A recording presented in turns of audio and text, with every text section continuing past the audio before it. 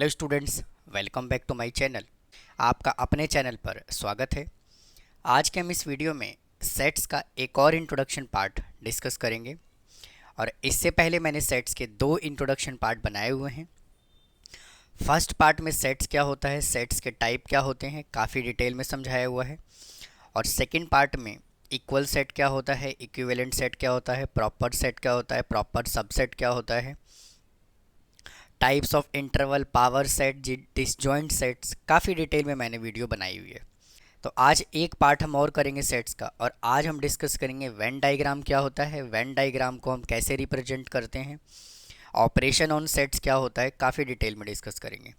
और स्टूडेंट, जब भी आप कोई क्लास को पढ़ें, जब भी आप कोई क्लास को देखें, तो आपसे रिक्वेस्ट ये है कि नोटबुक और पेन लेकर के ज़रूर बैठें और साथ साथ आप इसके नोट्स को प्रिपेयर करें।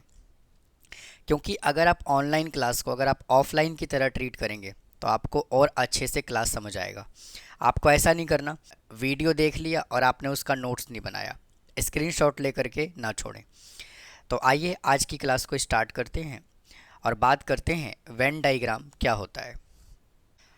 तो वेन डायग्राम का डेफिनेशन क्या कहता है, कहता है most of the ideas about sets and the various relationship between them visualized by means geometric figure known as Venn diagram।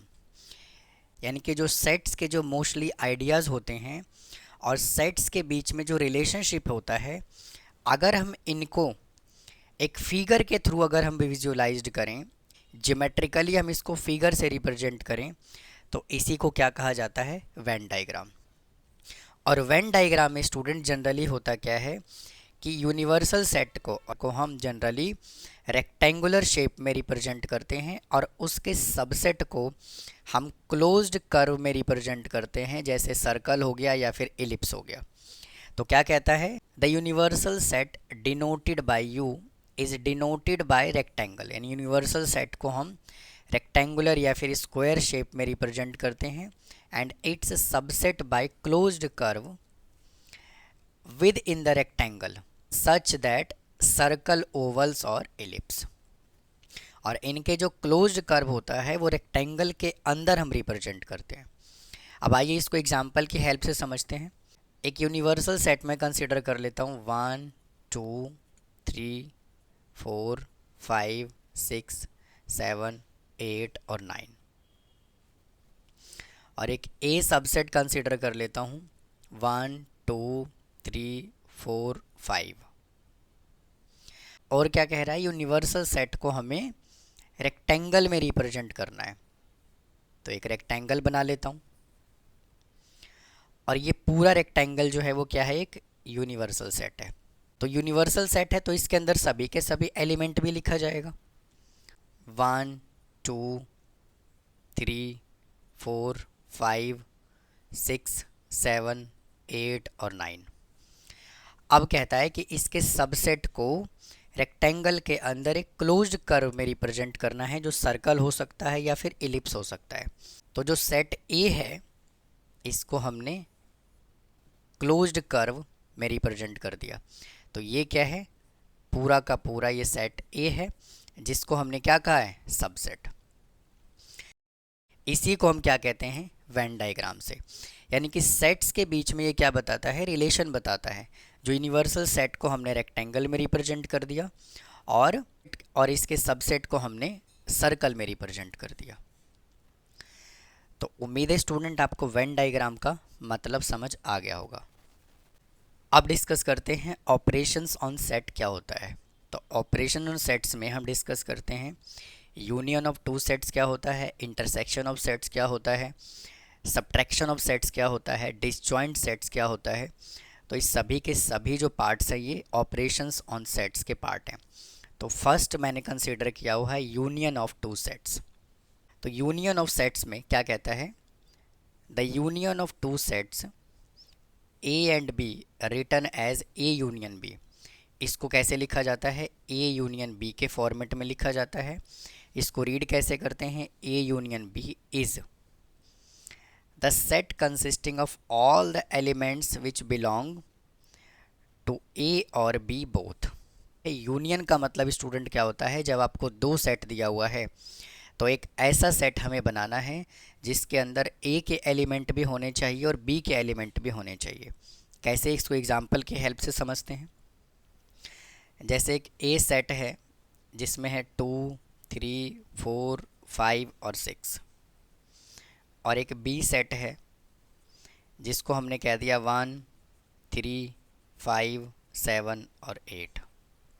अब डेफिनेशन क्या कहता है, कहता है कि एक ऐसा सेट बनाओ, यानी कि ए यूनियन बी सेट जो होगा उसके अंदर ए और बी दोनों के एलिमेंट होंगे।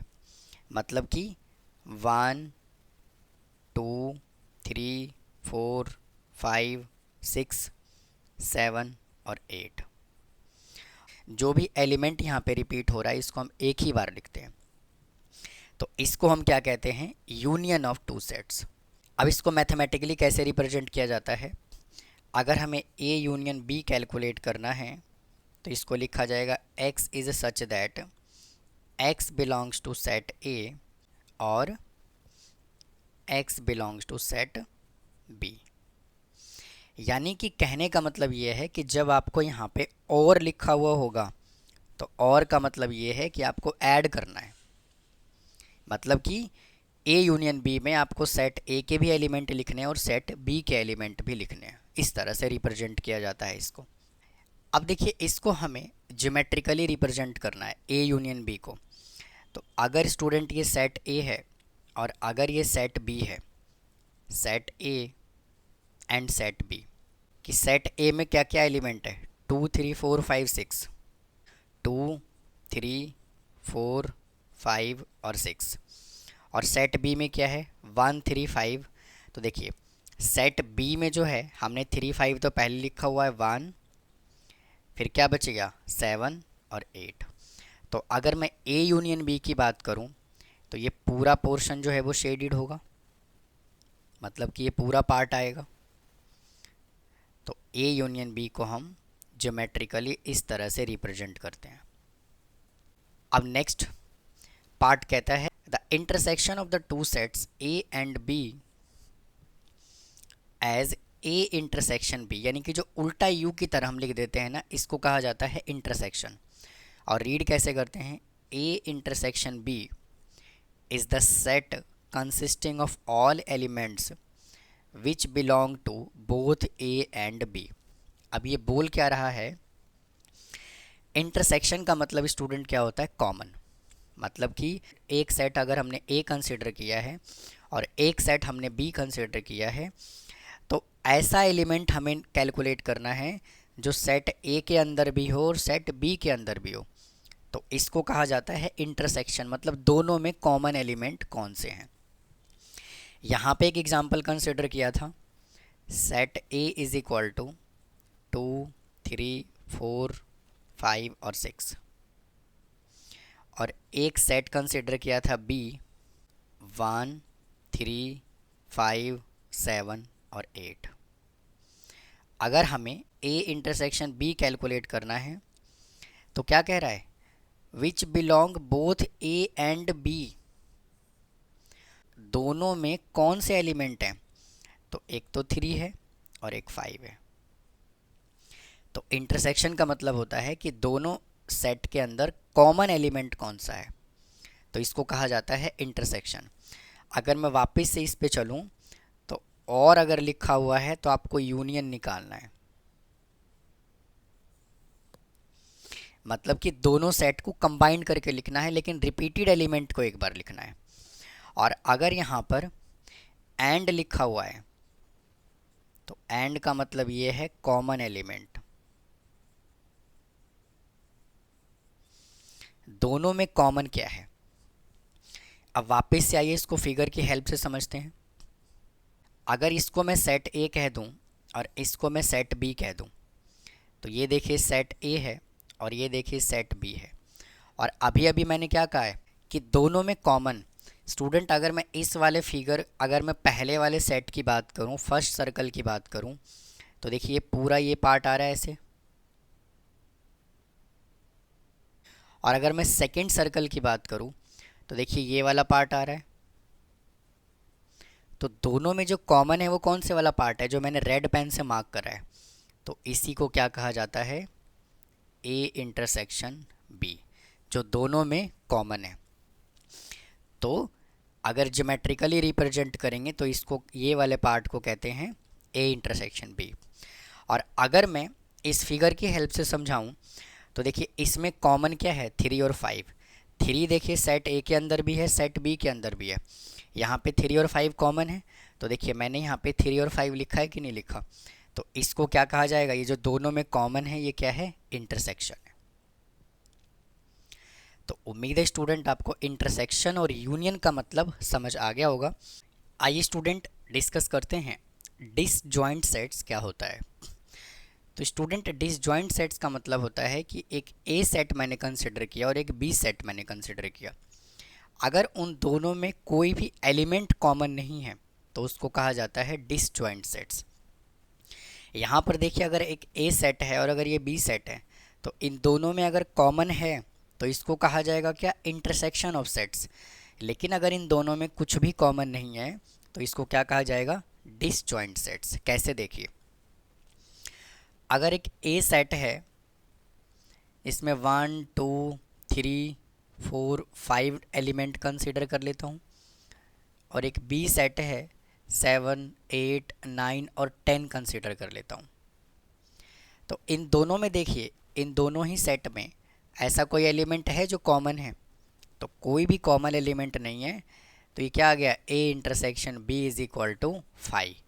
जब कुछ कॉमन नहीं है तो हम इसको क्या करेंगे, 5 से रिप्रेजेंट करेंगे। और इसको हम ज्योमेट्रिकली कैसे रिप्रेजेंट करेंगे, अगर ये ए सेट है और अगर ये बी सेट है, ए सेट में जो एलिमेंट है 1 2 3 4 और 5, और बी सेट में एलिमेंट है 7 8 9 और 10, दोनों ही सेट में कुछ भी कॉमन नहीं है तो इसको क्या कहा जाएगा, डिसजॉइंट सेट्स। तो इस तरह से हम इस फिगर को रिप्रेजेंट करते हैं। दोनों ही क्या है, डिसजॉइंट सेट्स, यानी कि ए इंटरसेक्शन बी जो है वो क्या है, 5 है। अब डिस्कस करते हैं डिफरेंस ऑफ टू सेट्स क्या होता है। काफ़ी इंपॉर्टेंट टॉपिक है ये। तो पहले मैं आपको एग्जाम्पल की हेल्प से समझाता हूँ, उसके बाद हम डेफिनेशन पे चलेंगे। ए सेट कंसिडर कर लूँ जिसमें 1 2 3 4 5 और 6 है, और एक बी सेट में कंसिडर कर लूँ 5 6 7 8 9 और 10 है। स्टूडेंट हमें कैलकुलेट करना है डिफरेंस ऑफ टू सेट्स। तो डिफरेंस ऑफ टू सेट्स में हम कैलकुलेट करते हैं ए माइनस बी। भाई यही तो डिफरेंस होता है कि ए माइनस बी, डिफरेंस का मतलब क्या होता है, सब्ट्रैक्शन। अब हमें क्या करना है, ए माइनस बी। अब ध्यान से सुनिए जो मैं बोलने जा रहा हूँ। ए माइनस बी का मतलब होता है ए में से बी के सारे एलिमेंट हटा दो। कैसे, मैंने क्या कहा, ए में से बी के सारे एलिमेंट हटा दो। तो मेरे दोस्त ए में बी का कौन कौन सा एलिमेंट है, एक तो 5 है और 6 है। ए में बी के कौन कौन से एलिमेंट है, 5 और 6। तो ए माइनस बी जो है वो क्या आ जाएगा, 1 2 3 और 4। इसी को हम कहते हैं डिफरेंस ऑफ टू सेट्स। अगर आपको कैलकुलेट करना है बी माइनस ए, तो मैं क्या कह रहा हूँ, बी में से ए के सारे एलिमेंट हटा दो।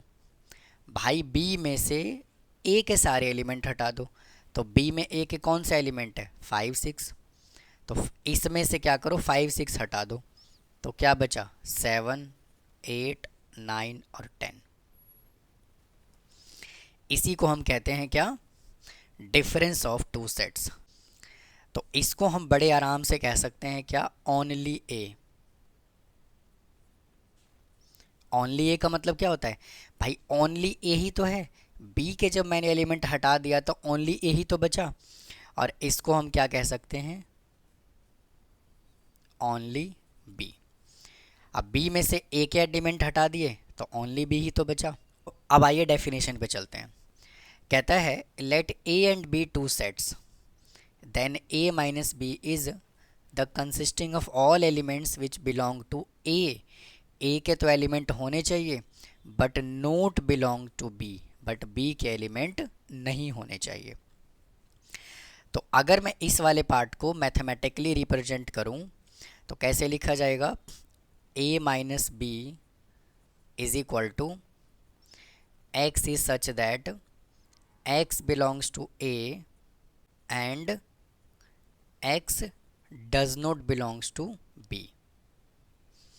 अगर मैं यहाँ से b माइनस ए लिखूँ तो मैं कहूँगा x is such that x belongs to b and x does not belongs to a।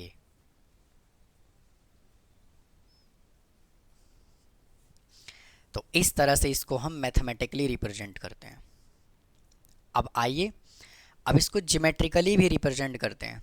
Student एक भी टॉपिक कहीं से भी नहीं छूटेगा, सभी के सभी टॉपिक में कॉन्सेप्ट वाइज कराने लग रहा हूँ। तो बहुत ही ध्यान से शिद्दत से इन चीज़ों को सुनते रहिए, नोटबुक में नोट करते रहिए, ताकि आपको ऑनलाइन की फीलिंग जो है वो ऑफलाइन की तरह आए। अब इसको डिस्कस करते हैं ज्योमेट्रिकली कैसे रिप्रेजेंट करते हैं। ये ए सेट और ये बी सेट, सेट ए और ये सेट बी। सेट ए में ये सेट पूरा ए है, सेट ए में बी का कौन से वाला हिस्सा आ रहा है, सेट ए में बी का जो है वो ये वाला पार्ट आ रहा है भाई, हाँ या ना, बी का जो है वो ये वाला पार्ट आ रहा है।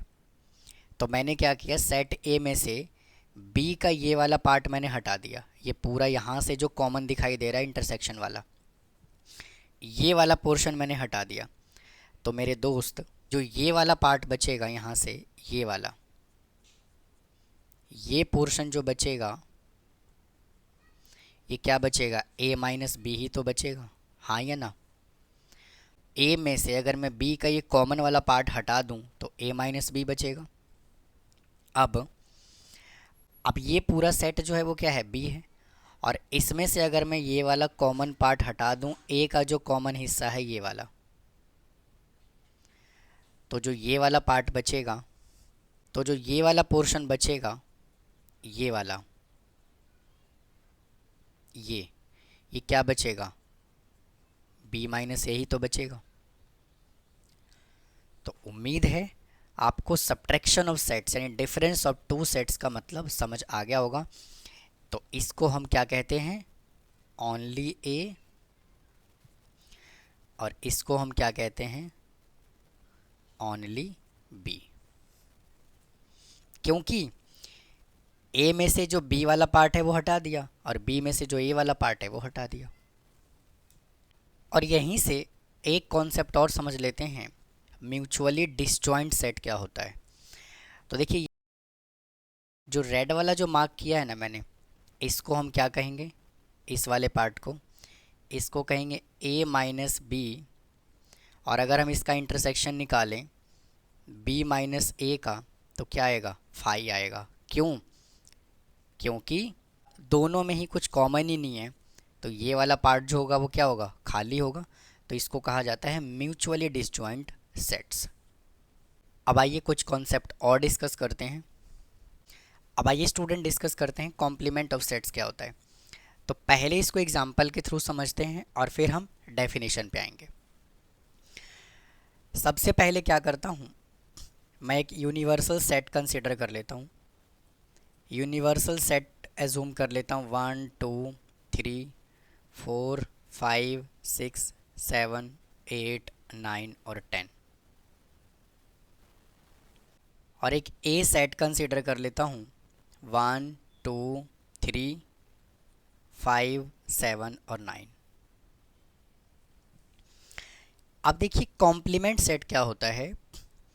कॉम्प्लीमेंट सेट्स को हम किस तरह से रिप्रेजेंट करते हैं, देखिए अगर मैंने ए लिखा और ऊपर छोटा सा डैश लगा दिया तो इसको कहा जाता है कॉम्प्लीमेंट। अब कॉम्प्लीमेंट का मतलब क्या होता है कि यूनिवर्सल सेट के अंदर जो ए के एलिमेंट हैं ना उसको रिमूव कर दीजिए। अभी अभी मैंने आपको डिफरेंस ऑफ टू सेट समझाया, उसमें से हम दो सेट में से माइनस कर रहे थे, b माइनस ए और a minus B, but complement sets में जो हम माइनस करते हैं वो हम करते हैं यूनिवर्सल सेट में से। तो कौन कौन से एलिमेंट है देखिए, 1 2 3 5, 7 और 9। तो ए का कॉम्प्लीमेंट क्या आ गया? 4, 6, 8 और 10। तो इसको कहा जाता है क्या? A complement. अब यहाँ से एक कॉन्सेप्ट और समझिए। अगर मैंने यहाँ से कह दिया कि इसका दोबारा से कॉम्प्लीमेंट बताओ, यूनिवर्सल सेट के अंदर जो ये वाला एलिमेंट है ना वो हटा दीजिए, तो क्या बन जाएगा? ए सेट बन जाएगा। 1, 2, 3, 5, 7 और 9।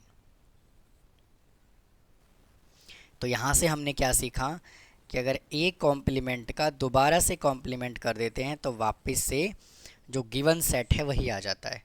तो उम्मीद है स्टूडेंट आपको कॉम्प्लीमेंट का मतलब समझ आया होगा। अब इसको हम मैथमेटिकली और कैसे रिप्रेजेंट कर सकते हैं? कहता है कि x is such that x belongs to universal set and x does not belongs to set A। या फिर आप इसको ऐसे भी कह सकते हैं A complement is equal to A को माइनस कर देना है। आप इस तरह से भी इसको समझ सकते हैं। तो उम्मीद है आपको कॉम्प्लीमेंट का मतलब समझ आया होगा। अब आइए इसके डेफिनेशन पे चलते हैं। कहता है let U be the universal set and A be any set then complement of A denoted by A dash, या A के ऊपर छोटा सा C लगा दीजिए या A के ऊपर बार लगा दीजिए, is the set consisting of all elements of universal set which do not belongs to A। But universal set में से एक एलिमेंट जो है वो नहीं होना चाहिए। तो हमने पहले एग्जांपल की हेल्प से समझा, यहाँ पे हमने मैथमेटिकली समझा, अब ज्योमेट्रिकली भी समझ लेते हैं। अगर स्टूडेंट ये यूनिवर्सल सेट है जिसको हम रेक्टेंगुलर शेप में रिप्रेजेंट करते हैं, और ये जो है वो सेट ए है, ये क्या है? Set A. और यूनिवर्सल सेट के अंदर कौन कौन से एलिमेंट है? 1 से लेकर के 10 तक। तो कहने का मतलब ये है कि जो ए का कॉम्प्लीमेंट होगा वो कौन से वाला पार्ट होगा? ये वाला पार्ट होगा कि नहीं होगा? ए कॉम्प्लीमेंट ये वाला पार्ट होगा ए कॉम्प्लीमेंट, क्योंकि हमने पूरे यूनिवर्सल सेट में से ए के जो एलिमेंट है वो हटा दिया, तो बाकी जो बच जाएगा वो क्या बचेगा? कॉम्प्लीमेंट ही तो बचेगा यहाँ पे।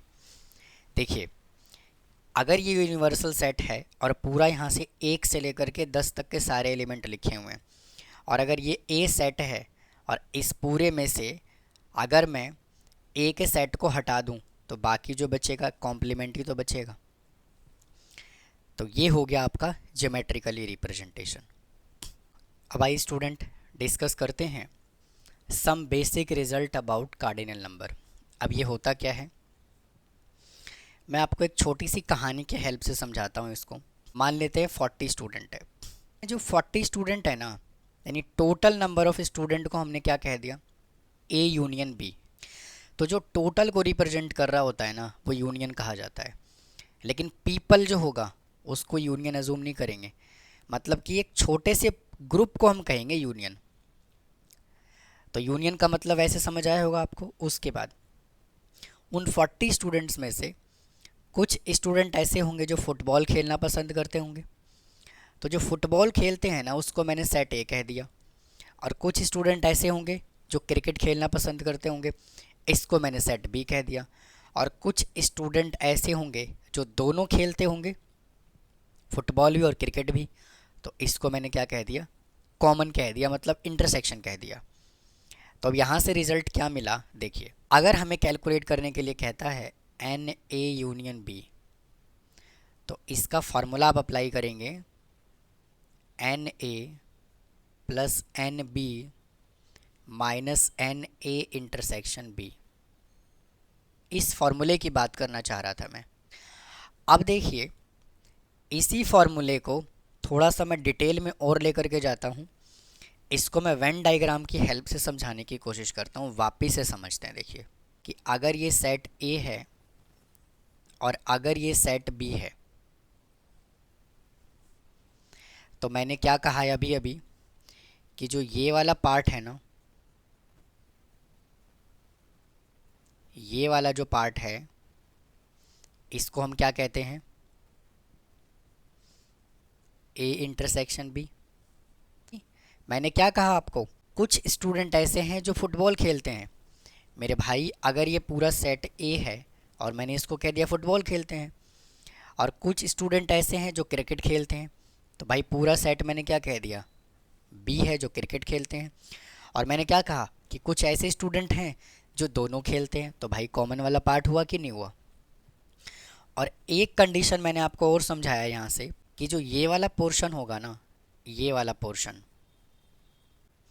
इसको हम कहते हैं ए माइनस बी, और ये वाला जो पार्ट है ना इसको हम कहते हैं बी माइनस ए। और पूरे को अगर हम इंक्लूड कर दें तो क्या बन जाएगा, वो यूनियन बन जाएगा।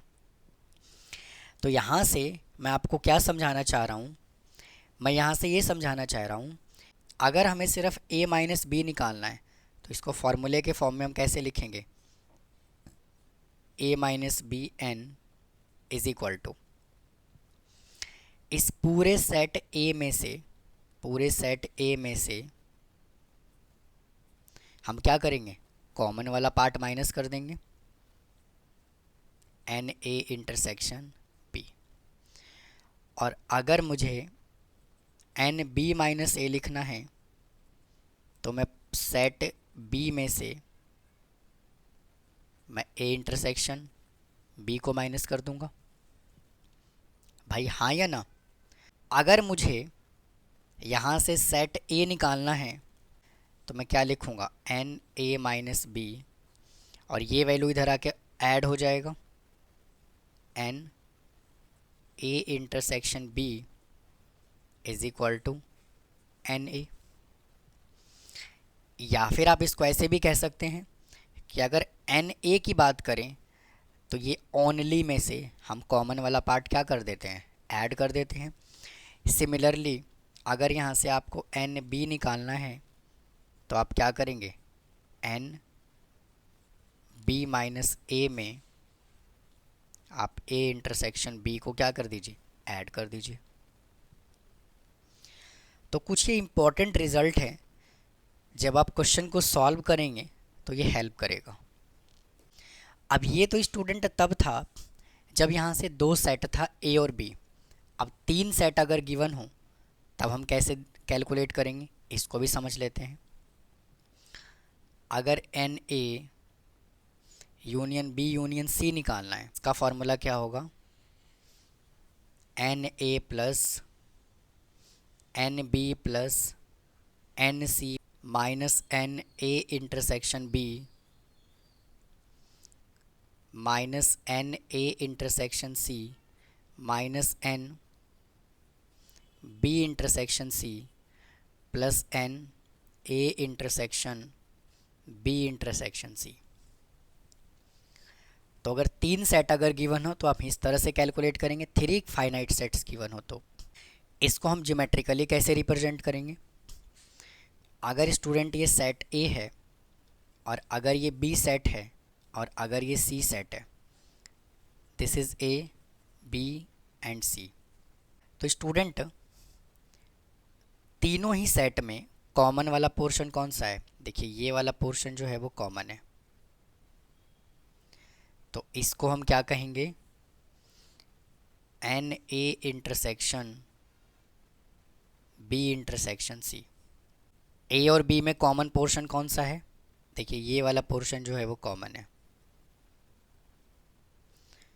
तो इसको हम कहेंगे एन ए इंटरसेक्शन बी। ए और सी में कॉमन पोर्शन कौन सा है, देखिए ये वाला पोर्शन है,